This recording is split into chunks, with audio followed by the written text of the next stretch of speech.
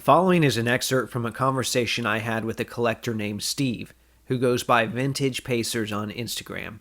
At the end of this conversation, I asked him to take me through his 3 favorite cards in his PC. I've taken that audio and put some visuals along with it, so I hope you enjoy.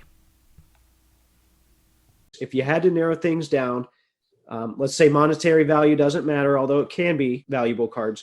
What are your 3 favorite cards in your collection and why? Okay, so number 1 would be my 2005's 06 Ultimate Collection Danny Granger Logo Man RPA. It's a card that I never would have imagined that I would own back when I was collecting Danny a little heavier, 05, 06 time frame, when his prices were quite a bit different. Never would have imagined I would have that card. Yeah, just for reference here real quick, Danny Granger was really, a lot of people weren't in the hobby then. Danny Granger was actually, for being a 17th pick, was pretty well sought after as far as his cards go. It kind of took a year for things to really heat up, but people were into Danny Granger. Yeah, he had a similar trajectory to what Paul George kind of had with the Pacers, where rookie season, decent bench contributor, and then every year after that just sort of kept taking himself to another level. So by Danny's second, third season in the league, he was borderline all-star, and people were seeing that potential, and his prices were much different than they are now. If we could back up, I know there was a little bit of a struggle in getting that logo, man. So if you don't mind sharing some of that, I think that story needs to be told. It was a nightmare.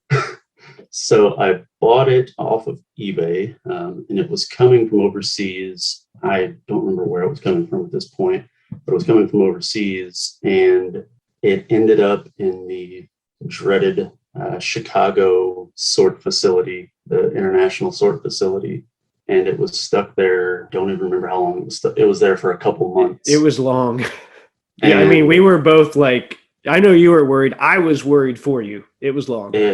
It sucked. I was calling the post office. I was calling the sort facility. I was exhausting every avenue that I could try to get someone to track it down and get it to me. But yeah, it was not a fun wait by any means. I had finally submitted the claim on eBay that it was just gone. And the day after I submitted the claim, it showed up.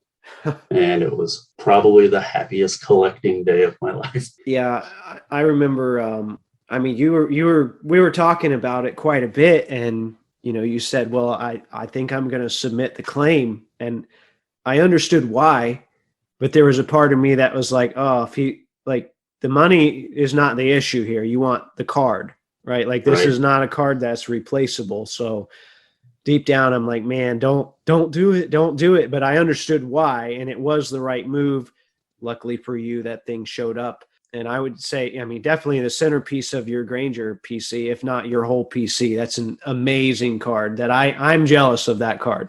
Yeah, it's by far the most high-end card that I have, which is hilarious that someone's most high-end card is a Danny Granger card. It's not a blip on the radar for a lot of people, but well, if you're going to have a Danny Granger card, though, that is the one. Like there's no other card that compares to that in terms of what people are looking for with rookies in today's age. So that is the one. So kudos to you. Congrats to you.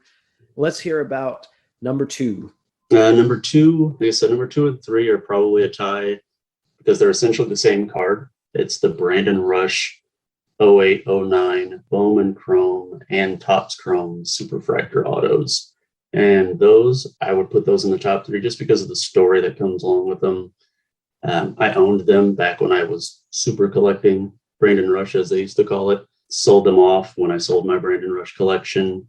They ended up with the other Brandon Rush super collector, who I believe was based out of Hong Kong. There were 2 of us, believe it or not. They ended up in that collection, and I never thought I'd see them again. And then they both appeared on eBay at the same time for the same price, which was a very reasonable price. But of course, I put in an offer instead of clicking to buy it now because, I am on a budget.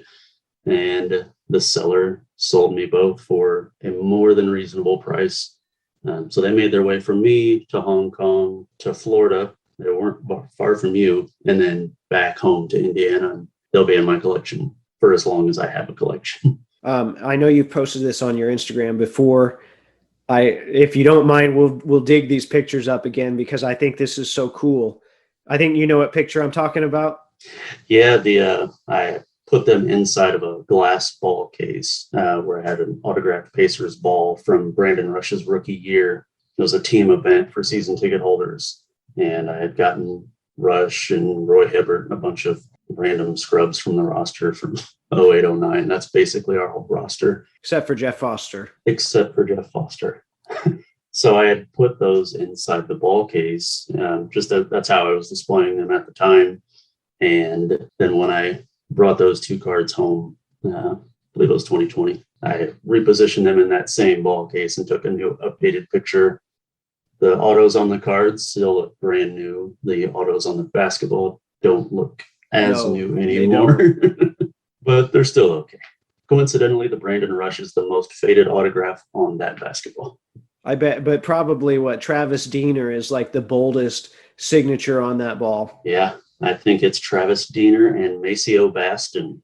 Ooh, okay. I remember him. Number 9 came playing in Israel and then came over here. So that tells you about all you need to know about Mr. Baston.